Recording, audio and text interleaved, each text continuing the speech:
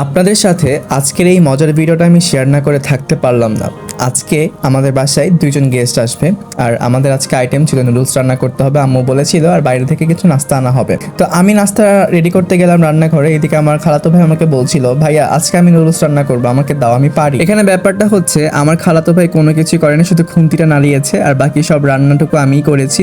কিন্তু নাম কামিয়েছে আমার খালাতো ভাই, সে শুধু চাটাচাটি করতেছিল আঙ্গুল। আসলে তেমন কিছু না, ভাব নিচ্ছিল যে আমিও রান্না পারি, আমিও তোমার থেকে অনেক ভালো রান্না করতে পারি, ব্যাপারটা এমনই ছিল। আমি তাকে পাশ থেকে বলে বলে দিচ্ছিলাম আর সে রান্না করছিল সেইভাবেই। সে যদিও বা কিছু কিছু রান্না জানে এবং পারেও। খালাতো ভাইয়ের পেঁয়াজ মরিচ ভাজা হলে সে দিয়ে দিল আলু এবং গাজর এবং সাথে টমেটো ছিল, এগুলাকে সে সিদ্ধ না হওয়া পর্যন্ত ভেজে নেবে, এরপর দিয়ে দিবে ডিম। সবজিগুলো ভাজতে ভাজতে দিকে নুডলস সিদ্ধ হচ্ছিল, আর আমি ফোনের ওপাশ থেকে ওর সাথে অনেক মজা করতেছিলাম, ওর অনেক জ্বালাইতেছিলাম যে রান্না পারোস না, শুধু শুধু কেন ভাব নিচ্ছিস, কি দরকার, তুই তো কিছুই করতে পারবি না। এই যে দেখেন, রান্নাটা মোট কথা কিন্তু আমিই করেছি, কারণ এই তো আমি এখন নুডলস গুলোকে ছেঁকে দেবো, ও তো ছাকতেই পারে না। যদি ছাকতে পারতো তাহলে আমি বুঝতাম যে না, ও রান্না করতে পারবে। যে নুডলসই ছাকতে পারে না সে আবার নুডলস রান্না করবে কিভাবে, আপনারাই বলেন তো। এখানে একটা মজার ব্যাপার হচ্ছে, আমি ছাকনাই খুঁজে পাচ্ছিলাম না নুডলস কি দিয়ে ছাকবো, পরে এটা পাইলাম, এটা পাওয়ার পর ভাবলাম এটাতেই ছেঁকে ফেলি। আমি রান্নাঘরে ঢুকলেই কেন জানি কোনো জিনিসের হদিস থাকে না, এটা এখানে পড়ে থাকে, ওইটা ওইখানে পড়ে থাকে, কি এক অবস্থা। আর এইসবের জন্য আমি আম্মুর কাছে সারাটা দিন গালাগালি শুনতেই থাকি। অবশেষে নুডলস ছাকার জন্য জায়গাটুকু পরিষ্কার করে নিলাম, বেসিনটা অনেক ময়লা হয়েছিল, মানে আমার মাথার মধ্যে দিয়ে কি চলতেছিল আল্লাহই জানে। আমি বারবার ভুল করতেছিলাম, নুডলস ছাকতে যেয়ে পুরো আমি মনে হয় শহীদ হয়ে যাচ্ছিলাম। আমি তো টুকিটাকি আলহামদুলিল্লাহ সব রকমের রান্নাই পারি, আম্মুর কাছ থেকে অনেক কিছু শিখেছি। এখানে আমি আমার খালাতো ভাইকে কি জানি বলতেছিলাম, খালাতো ভাই ক্যামেরার পিছন থেকে অনেক বেশি হাসাহাসি করতেছিল, কিন্তু আমি হাসতেছিলাম না, আমি অনেক জোরে নিজেকে কন্ট্রোল করতেছিলাম। এইদিকে সবজিগুলো ভাজা হয়ে গিয়েছে, আমি আমার খালাতো ভাইকে বললাম এখন তুমি ডিমগুলো দিয়ে দাও। সে আবার একদিক থেকে অনেক এক্সপার্ট, সে খুব ভালোভাবে ডিম ভাঙতে পারে। আমি ডিম ভাঙতে গেলে ডিমের অস্তিত্বে খুঁজে পাওয়া যায় না, কিন্তু আমার খালাতো ভাই খুব সুন্দর করে ডিমগুলো ভেঙে নিচ্ছিল। এখানে সে পুরো রান্না করুক আর না করুক, সে যে রান্নাতে হাত লাগে সেইটাই তো অনেক বেশি। তবে আমার খালাতো ভাই সব কাজই টুকটাক করে করতে পারে, কোনো কিছুই তার